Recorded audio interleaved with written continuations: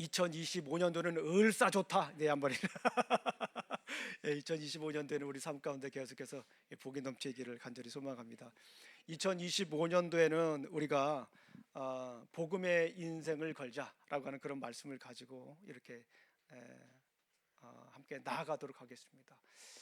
지난주에는 우리가 복음의 인생을 건 우리 바울에 대해서 함께 나눴습니다. 바울의 인생을 보니까 무엇 중심이었죠? 말씀 중심이었고, 기도 중심이었고, 찬양 중심이었습니다. 그러면서 인생을 걸었죠. 그런데 복음의 인생을 건다라고 하는 것을 가만히 생각을 해보니까 나 스스로 나 혼자 복음의 인생을 거는 것도 중요하지만 복음의 인생을 건다라고 하는 자체가 벌써 두 사람 이상인 거예요. 나 혼자 복음의 인생을 거는 것뿐만 아니라 복음의 인생을 건다라고 하는 것은 그 자체가 하나님의 말씀을 다른 사람에게 전한다라고 하는 거잖아요. 접촉한다라고 하는 거잖아요. 만난다라고 하는 거잖아요. 관계가 형성이 된다라고 하는 거잖아요. 그래서 묵상을 했습니다. 이 말씀을 가지고 어떻게 말씀을 증거할 것인가 이렇게 고민하고 묵상하고 기도할 때에 하나님께서 바울과 디모데의 모습을 좀 마음에 많이 품게 하셨어요. 작년 연말에 날마다 성경을 이렇게 준비하는데 디모데 전서를 읽는데 얼마나 마음에 감동이 있는지 몰랐어요. 예전에 읽을 때는 그냥 이렇게 사랑하는 목사가 좀 먼저 한 목사가 나이 있는 목사가 경험이 있는 목사님이 젊은 목사님에게 전하는 말씀이다라고 생각을 했는데 저도 이렇게 목회를 하고 또 이렇게 살다 보니까 그것이 막 마음에 꽂히는 거예요. 그래서 그 디모데 전서를 읽으면서 마음에 막 눈물이 막 이렇게 맺히고 그랬습니다. 그 감동을 함께 나눴으면 좋겠다 하는 생각이 들었습니다. 복음을 전한다라고 하는 거, 복음의 인생을 건다라고 하는 자체가 나 혼자뿐만 아니라 다른 사람들과 더 나아가서는 우리 공동체에 이렇게 확대된다라고 볼 수가 있습니다. 어떻게 하면 우리가 복음의 인생을 걸 수 있을까? 사도 바울과 디모데의 인생을 가만히 보니까 첫 번째는 관계를 형성하는 게 참 중요하다라는 생각이 듭니다. 관계를 형성해라 라고 하는 말씀을 가지고 우리 함께 말씀을 드리겠습니다. 우리 다 같이 성경 말씀을 읽겠습니다. 시작. 믿음 안에서 참 아들 된 디모데에게 편지하노니 하나님 아버지와 그리스도 예수 우리 주께로부터 은혜와 긍휼과 평강이 내게 있을지어다. 여기에서 보니까 디모데와 바울의 관계를 우리가 너무나도 잘 알 수가 있다라는 거예요. 이 관계에 대한 이야기를 가지고 묵상을 하다 보니까 이런 글들이 예전에 읽었던 글이 생각이 납니다. 어떻게 하면 건강을 지키며 행복하게 살 수 있을까? 이에 대해서 하버드 대학에서 연구를 했다고 합니다. 어떻게 하면 행복하고 건강하게 살아갈 수 있을까? 행복한 것도 중요한데 건강하게 살아가는 거 굉장히 중요하잖아요. 그 하버드 대학의 로버트 웰딩어라고 하는 분이 이런 연구를 했습니다. 제가 이 글을 또 이 강의 이에 대한 이야기를 접하게 된 것은 한 2015년 정도 되는 것 같은데요. 테드 강의에서 이분이 이런 강의를 했습니다. 그 제목이 What Makes a Good Life? Lessons from the Longest Study on Happiness. 우리말로 굳이 번역을 하면 행복한 삶의 비결 가장 긴 연구에서 얻은 교훈이라고 하는 이런 이야기를 가지고 강연을 했습니다. 그리고 글도 썼습니다. 하버드 대학에서 80년 이상 연구한 결과를 말한 것인데요. 이 연구는 다양한 배경을 가진 수백 명의 사람들을 대상으로 한 80년 동안 굉장히 오랫동안 한 거예요. 몇 년 동안 한 것이 아니라 80년 동안 계속 한 건데요. 그분들의 인생들, 많은 분들의 인생들, 다양한 직종들에 살았던 분들의 인생들을 80년 동안 추적하면서 연구한 결과인데요. 결론이 이렇습니다. 결론은 좋은 관계가 행복하고 건강한 삶의 열쇠다. 뭐라고요? 좋은 관계래요.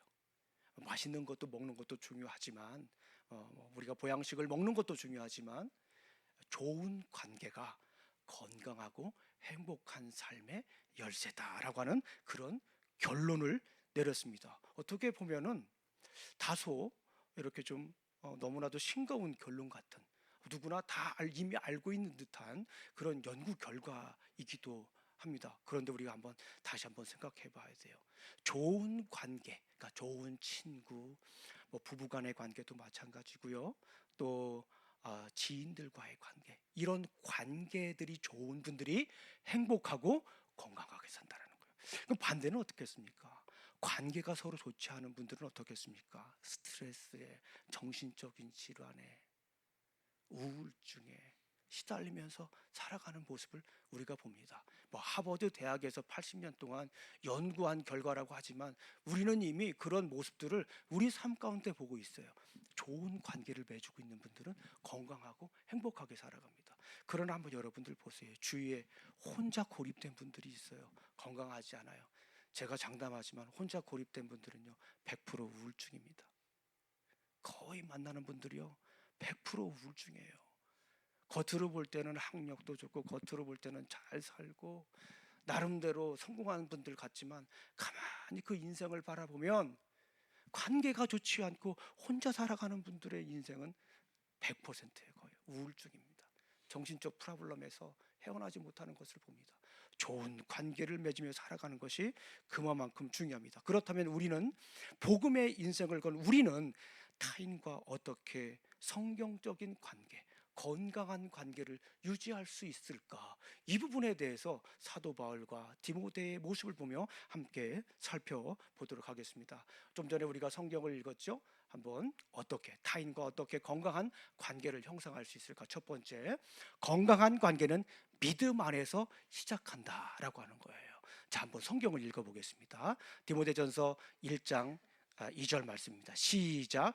믿음 안에서 참 아들 된 디모데에게 편지하노니 하나님 아버지와 그리스도 예수 우리 주께로부터 은혜와 긍휼과 평강이 내게 있을지어다. 아멘. 여기에서 중요한 내용이 뭡니까? 맨 앞에 믿음 안에서, 믿음 안에서 참 아들 된 디모데에게 편지한다라고 하는 거예요. 사도 바울은 디모데를 뭐라고 생각을 했어요? 아들로 생각을 했어요. 그것도 그냥 아들이 아니라 참 아들로 생각을 했습니다. 영적인 아들이라고 해요. 그러니까 바울은 디모데의 영적인 아버지라고 하는 거예요. 그 아버지의 마음을 가지고 디모데를 바라보면서 그냥 참 아들이라고 하지 않고 성경을 읽어보니까 감동적인 말씀이 있는 거예요.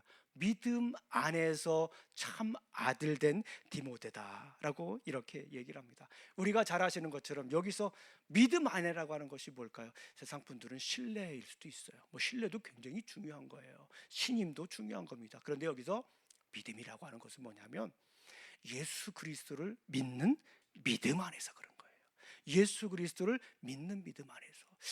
우리 사도행전을 우리가 지금 공부하고 있잖아요. Explore the Bible 우리가 공부를 하고 있는데요. 거기에는 참 많은 보화 같은 그런 메시지들이 있어요.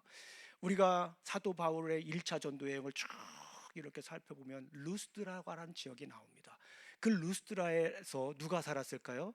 디모데가 살았습니다. 사도행전 16장에 보게 되면 이제 사실 2차 전도 여행이 시작이 되는데요. 이 디모데 사도 바울이 루스드라에 갔을 때 거기에서 누구를 만납니까? 다시 디모데를 만나요. 그러니까 우리가 성경을 아시는 분들은 이렇게 생각할 수 있어요. 사도 바울이 1차 전도여행 갔을 때 루스드라에게서 하나님의 말씀을 증거했어요. 거기서 거의 죽을 뻔하기도 했지만요. 하나님의 말씀을 증거했을 때 거기에서 그 말씀을 듣고 믿음을 가졌던 사람 중에 하나가 바로 디모데라고 하는 것을 우리는 알 수가 있어요. 그러니까 사도 바울과 디모데는 믿음 안에서 이렇게 인연이 시작이 된 거예요. 믿음 안에서, 누구를 믿는 믿음 안에서입니까? 예수 그리스도를 믿는 믿음 안에서 그 관계가 시작이 됐다라고 볼 수가 있습니다. 우리 사랑하는 성도님들, 믿음 안에서 우리 한 공동체가 되는 거예요. 믿음 안에서 한 공동체가 되는 거죠. 다른 것 안에서 우리가 온전한 공동체를 이루기가 쉽지 않습니다. 믿음 안에서 공동체가 형성이 될 때, 관계가 형성이 될 때 그 관계가 올바른 관계가 됩니다. 사도행전을 보면 오순절 성령이 임했을 때 베드로는 설교를 합니다. 이 믿음 안에서 관계를 갖는, 관계가 시작이 된 분들은 어떤 모습으로 살아가는가, 또 사도행전은 너무나도 잘 얘기를 해주고 있어요. 우리가 잘 아시는 것처럼 사도행전 2장에 가면 오순절 성령님께서 임하시잖아요. 그리고 나서 누가 설교를 합니까? 베드로가 솔로몬 성곽에서 설교를 합니다. 놀라운 설교예요. 그 설교가 요엘서에 나와 있는 그 말씀을 가지고 베드로가 감격하여서 담대하게 하나님의 말씀을 외칩니다. 그 메시지의 핵심은 뭘까요? 예수 그리스도의 십자가와 부활이었습니다. 예수 그리스도의 십자가 부활을 선포하니까 놀라지 마세요. 3천 명이나 거기에서 예수님을 믿고 회개하는 놀라운 사건들이 일어납니다. 저는 가끔 그 본문을 읽을 때마다 너무 마음이 아파요. 저는 설교하면 3천 명 정도 이렇게 막 변화되는 역사가 일어난 적이 별로 없거든요.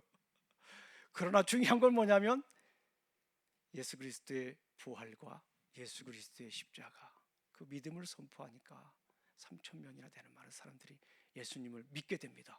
그리고 나서 그들이 어떻게 됐어요? 믿음 안에서 한 해가 된 거예요. 뭐 각지에서 온 사람들, 또 각자 성격도 다르죠. 사는 정도도 다르죠. 요즘 뭐 MBTI라고 한다고 그러죠. 뭐 T냐 F냐 뭐 J냐 물어보더라고요. 저는 그거 우리 뭐 1900년대 유행하던 거예요. 근데 그때 뭐 그거 별로 안 맞는다 해가지고 사람들 별로 관심 안 갖던데, 요즘은 또 젊은이들이 그걸 가지고 또 그렇게 사람을 평가하고 사람을 이렇게 만나는데 중요한 자료를 쓰더라고요. 우리는 이미 버린 건데, 예전에 한 30년 전, 20년 전에 버린 건데요. 어쨌거나 뭐 그런 걸 가지고 다 달라요. 그런데 믿음 안에서 이들이 어떻게 변했는가, 오늘 한번 성경을 보겠습니다. 우리 한번 사도행전 2장 44, 45절 말씀입니다. 천천히 읽어보겠습니다. 시작. 믿는 사람은 모두 함께 지내면서 모든 것을 공동으로 소유하고 재산과 소유물을 팔아서 모든 사람에게 필요한 대로 나누어 가졌다. 여기에서 정말 중요한 단어가 뭐냐면 믿는 사람이에요. 그냥 보통 사람이 아니라 믿는 사람이에요. 그러니까 믿음 안에서 예수 그리스도를 믿고 예수 그리스도를 주님으로, 예수 그리스도를 구원자로 믿는 사람들이 모여서 어떠한 일들이 일어났는가를 사도행전을 보여준다라고 하는 거예요. 이것이 정말 중요한 거예요. 믿음 안에서 관계는, 건강한 관계는 출발한다라고 하는 거예요. 믿는 사람들이 어떻게 했습니까? 부담은 갖지 마세요, 우리 성도님들. 모두 함께 지내면서 모든 것을 공동으로 소유하고, 벌써 그냥 앞에 부분부터 굉장히 힘들어요. 공동으로 소유하고 재산과 소유를 팔아서, 재산과 소유를 팔아서 모든 사람에게 필요한 대로 나누어 줬다라고 하는 거예요. 성경에 나와 있는 모습입니다. 성경에서 믿는 사람들이 이렇게 모습으로 살았다는 거예요. 무엇으로부터 그 관계가 시작이 된 거예요? 믿음 안에서 믿는 사람들이 이렇게 살았다라고 하는 거예요. 자, 한번 보겠습니다. 계속 읽어보겠습니다. 시작.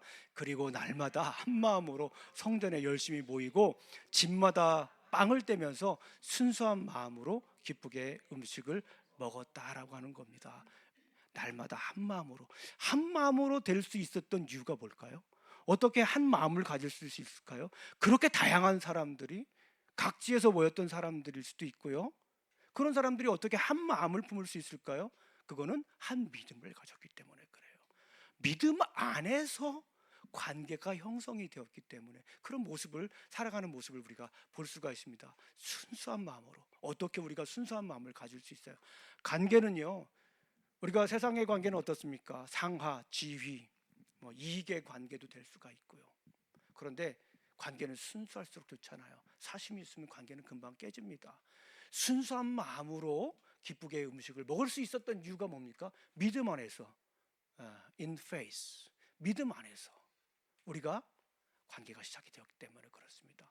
또 하나님을 찬양하여, 한번 읽어보겠습니다. 시작.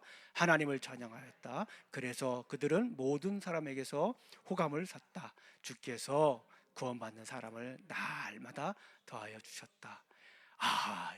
저쯤 갈수록 이제 우리가 어떻게 살아야 되는가, 그리고 어떤 일들이 일어나는가를 보게 되네요. 믿음 안에서 살아가니까 순수한 마음을 갖네요. 한 마음을 품네요. 서로 기뻐하네요. 서로 나눠줄 수도 있네요. 서로 필요한 것들도 이렇게 알아보고 채워줄 수도 있네요. 그리고 함께 찬양도 하네요. 모습을 보니까 믿는 사람들에게서 나도 저런 사람들처럼 살고 싶구나 라고 하는 그런 호감을 갖게 됐다라고 하는 겁니다. 그러면서 나가서 굳이 복음을 증거하지 않아도 그 모습을 보면서 날마다 구원받는 사람들이 더해졌다 있다라고 볼 수가 있습니다. 사랑하는 성도님들, 사도 바울은 우리가 잘 아는 것처럼 정말 존경받는 사람이었어요. 가만히 있어도 사람들이 우러러보는 사람이었고요. 많은 사람들이 사도 바울에 대한 기대가 많았어요. 특별히 유대교에서요. 그런데 사도 바울이 예수님을 믿고 나서 어떻게 변화되었습니까? 심지어 아까도 말씀을 드렸지만 전도하다가 돌멩이 맞아가지고 거의 죽을 뻔했잖아요.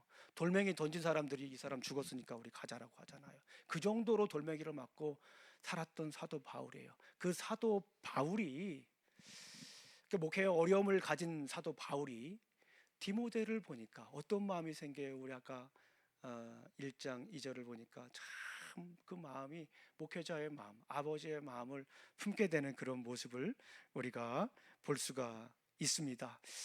믿음 안에서 사도 바울이 디모데를 바라보았고 계속해서 그 관계는 이어집니다. 우리 사랑하는 성도님들, 사도행전의 그 믿음 안에서 관계를 형성한 사람들이 어떻게 살아가는가를 너무나도 잘 보여주고 있죠. 우리 한번 성경을 보도록 하겠습니다. 믿음 안에서 출발하는 거예요. 시작. 여러분의 믿음의 덕을 더하여 덕의 지식을 더하고 지식의 절제를 더하고 절제의 인내를 더하고 인내의 경건을 더하고 경건의 상호 우애를 더하고 상호 우애의 사랑을 더하도록 하십시오. 이게 베드로 후서를 보게 되면 신의 성품을 가지세요 라고 이렇게 얘기를 해요. 신의 성품을 가지세요 라고 하면서 첫 번째 얘기하는 게 이거예요. 믿음의 덕을 더하세요. 믿음이 가장 기본인 거예요. 믿음이 가장 기본이고 가장 파운데이션이에요. 그 파운데이션에서 덕을 더하고 덕에 또 뭐를 더해요? 지식을 더하고 지식에 뭐를 더해요? 절제를 더하고 절제에 뭐를 더해요? 인내를 더해요. 가만히 보니까 이 믿음이 가장 중요한 부분이다 라고 이렇게 볼 수가 있습니다. 가만히 생각을 해봤어요. 믿음 안에서 이렇게 관계가 형성이 되면 사도행전에서 있었던 일들, 또 그리고 사도 바울, 또 그리고 베드로의 이런 여러 가지 모습을 우리가 알 수가 있습니다. 믿음 안에서 관계가 형성이 될 때 그 관계가 온전하게 빌드업 되는 것을 우리가 봅니다. 그런데 믿음 안에서 관계가 형성이 제대로 되지 않으면 어떻게 될까요? 교회 안에서, 심지어 교회 안에서도 믿음 안에서 관계가 형성이 되지 않으면 교회에서 그 관계는 깨집니다. 가만히 묵상을 해봤어요. 이 관계를 깨뜨리는 것이 무엇일까? 제가 볼 때는 교만이지 않을까 그런 생각합니다. 교만은 어떻습니까? 교만은 패망의 선봉이에요. 교만은 어떤 관계든 다 깨트리는 가장 최우선에 선 것이에요. 교만이. 교만을 다른 말로 하면 뭐 교만하다고 얘기하시는 분들이 거의 없어요. 교회 다니면서 내가 참 교만해. 가끔 이렇게 얘기를 하시는 분들이 있지만 스스로 교만하다고 생각하시는 분들은 많지 않거든요. 그런데 목회를 하면서 교만한 분들의 대표적인 특징이 하나 이렇게 드러나는 것을 우리가 볼 수가 있습니다. 이 교만한 분들은 이 자랑을 많이 해요. 자랑. 스스로 자랑을 많이 합니다. 이럴 때는 성도분들하고 눈을 안 마주쳐야 돼 제가. 눈 마주치면 그분인 줄 알고 또 오해하시기 때문에 저 앞에 보고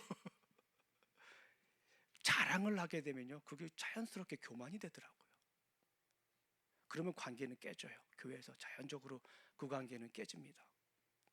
예전에 우리 교회 아주 오래전이에요. 우리 교회에 오셨어요. 타 지역에서 이사를 오셨는데 굉장히 좋아하시더라고요. 신앙생활을 참 잘하셨어요. 말씀도 좋고 우리 성도님들도 좋고 다 좋으시대. 따뜻하고. 그래서 제가 그분의 전에 사시던 교회 다니시던 목사님을 제가 알기 때문에 그 목사님에게 전화를 해봤어요. 그랬더니 목사님이 교회 너무너무 좋대요. 너무너무 좋대요. 그러더니 어느 날 갑자기 교회를 안 나오시는 거예요. 그래서 전화를 해봤습니다. 전화를 해보니까 안 받아요. 그러니까 목사가 전화를 했는데 전화를 안 받는다. 그럼 목사는 굉장히 막 심각한 상태로 돌입을 하거든요. 그래서 먼 곳에 사시는데 제가 주소를 보고 찾아갔어요. 얘기도 안 하고 찾아갔습니다. 찾아가서 얘기를 들어보니까 너무 자랑을 많이 하신대요. 교회에서. 그러니까 상대적인 박탈감을 많이 느끼신대요. 그러면서 참 그럴 수도 있겠구나 라는 생각을 했습니다. 믿음 안에서 관계가 시작이 되면요, 우리가 잘 그 모임이 성장합니다.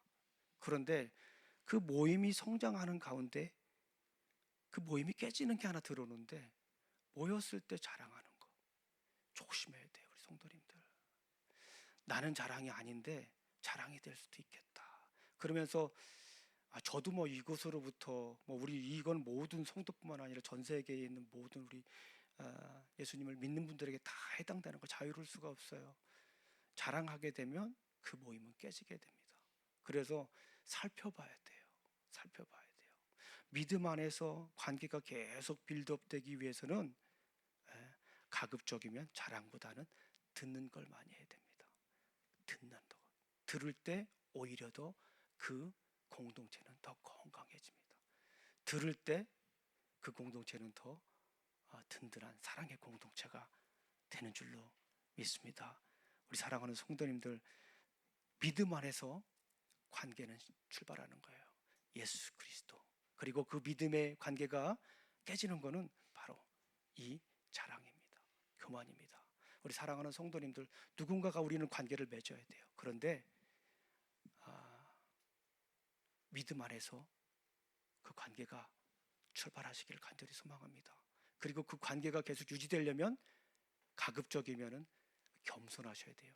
겸손을 다른 말로 하면 뭡니까? 들어야 돼요. 말을 하시기보다는 가급적이면 들어야 됩니다. 그게 겸손인 거예요. 듣고 격려하고, 듣고 호응해주고, 그래 같이 기도해주고요. 이럴 때 관계가 더 형성이 됩니다.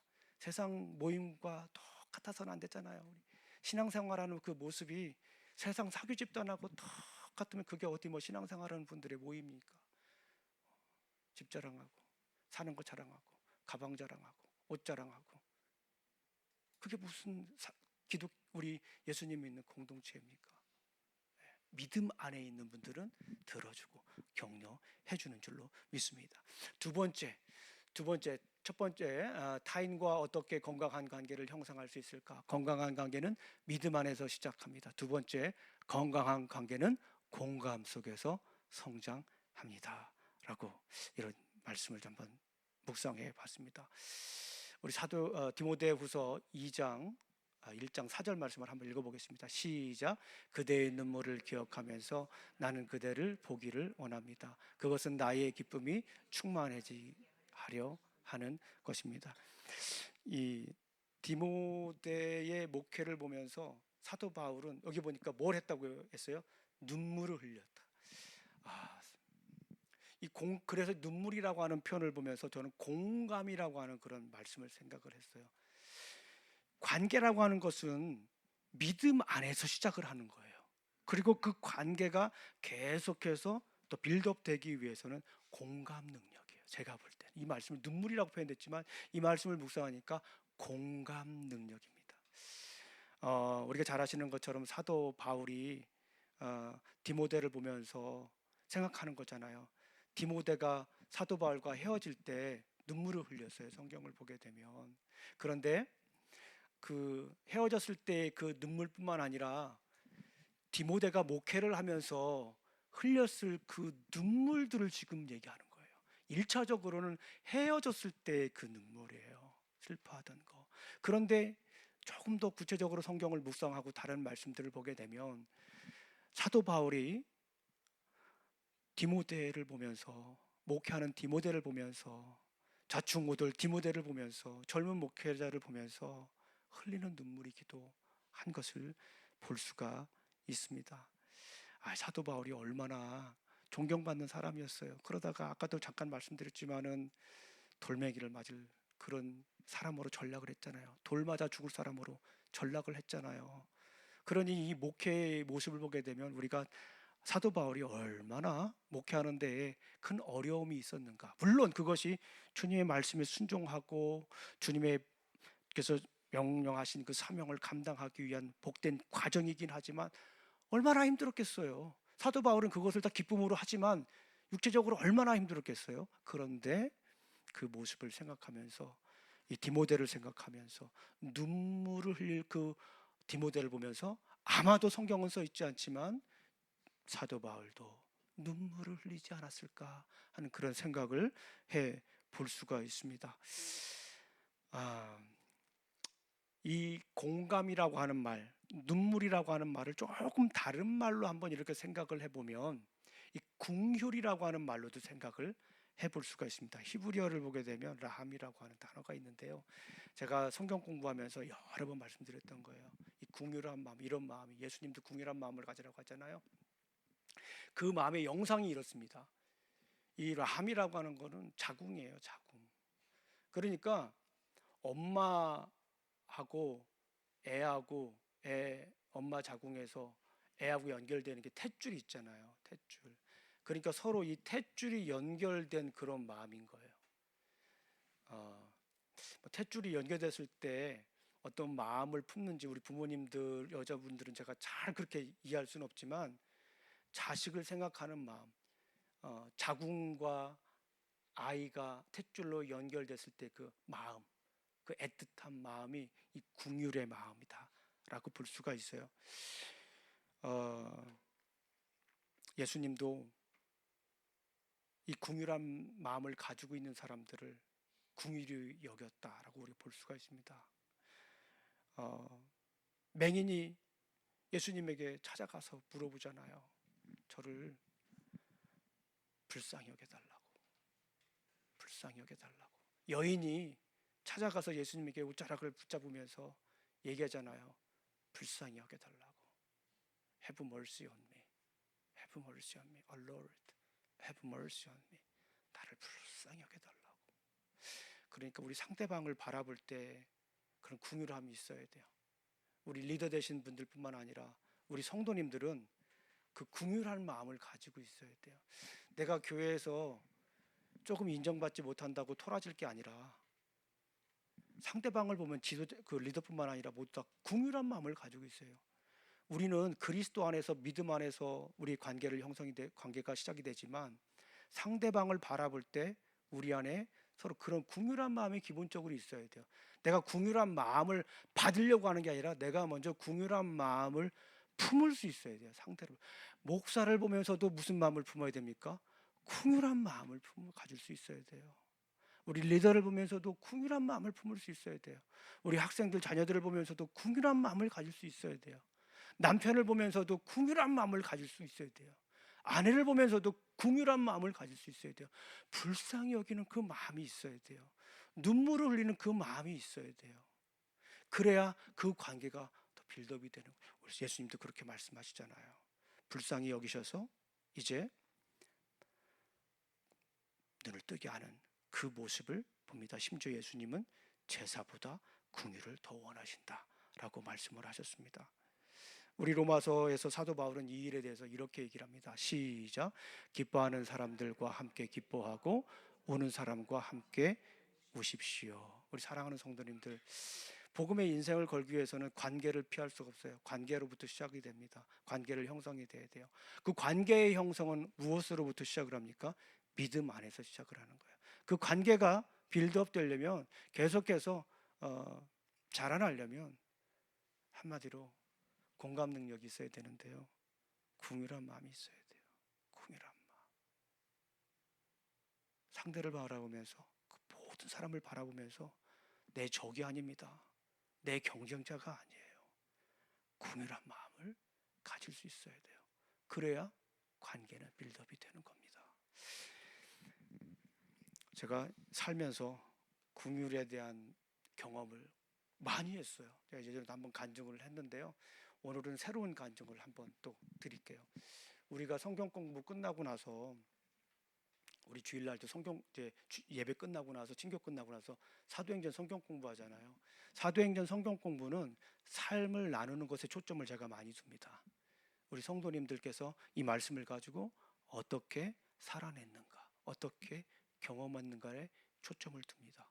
그래서 우리 성경 공부할 때 말씀을 간단하게 공부하고 서로 이야기를 많이 해요.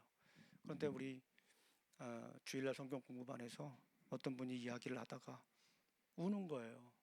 아프니까 힘드니까 우는 거예요. 그러니까 옆에 분들이 어떻게 한 줄 아세요? 우리 교회 성도님들이 하나같이 격려의 말을 해주시더라고요. 힘내라고, 격려하고. 얼마나 감동적이, 궁휼한 마음이 그 안에 있는 거예요. 믿음 안에서 공감 능력이 생기는 거예요. 그만큼 빌드업이 되는 거예요. 참 감동적이었습니다. 그런데 어떤 분이 휴지를 가지고던 이렇게 주시더라고요. 그리고 옆에 앉으셨어요. 옆에 앉으셔가지고 토닥토닥이면서 그럴 수 있어요. 그럴 수 있어요. 오늘 설교 제목이에요. 그래요. 그럴 수 있어요. 공감 능력입니다. 옆에서 같이 눈물을 훌쩍훌쩍 거리시더라고요. 거기에 뭐가 더 필요하겠습니까? 그런 다음에 관계가 더 형성이 되는 거죠. 그게 그리스도 안에서의 온전한 관계를 형성하는 거예요. 얼마나 감동적입니까? 우리 교회에서도 계속 그런 일들이 더 많아졌으면 좋겠어요. 성경을 지식적으로 쌓는 것도 굉장히 중요해요. 아는 것도 굉장히 중요한 겁니다. 그러나 그 성경이 내 삶에 어떻게 드러나는가, 어떻게 발현되는가, 어떻게 살아가는가, 그거를 우리 주님이 더 원하시는 거예요. 우리 사랑하는 성도님들, 복음의 인생을 건다라고 하는 건 나 혼자 거는 게 아니에요. 함께 거는 겁니다. 관계로부터 출발합니다. 그 관계는 무엇으로부터 출발합니까? 믿음 안에서 출발합니다. 그리고 그 관계가 빌드업 되려면 공감 능력이 있어야 돼요. 서로 궁일한 마음을 가지셔야 됩니다. 지금부터 우리 주변에 있는 분들을 볼 때, 만나는 있는 분들을 볼 때 경쟁자라고 생각하지 마세요. 뭐 아메리칸이다, 뭐 에이시언이다, 그런 생각 하지 마세요. 그거는 우리 주님이 주신 마음이 아니에요. 성경적인 마음이 아니에요. 첫 번째 될 게 뭐예요? 긍휼한 마음을 가지세요.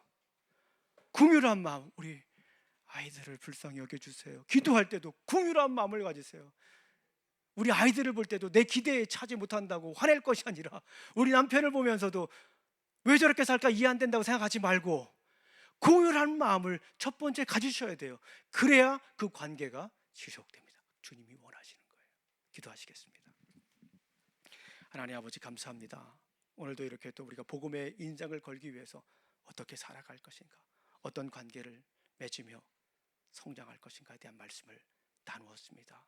아버지 하나님, 믿음 안에서 우리가 관계가 시작되게 해주시고 궁일한 마음을 가지며 그 관계가 익어갈 수 있도록, 무르익어갈 수 있도록 인도하여 주시옵소서. 예수님 이름으로 기도합니다. 아멘.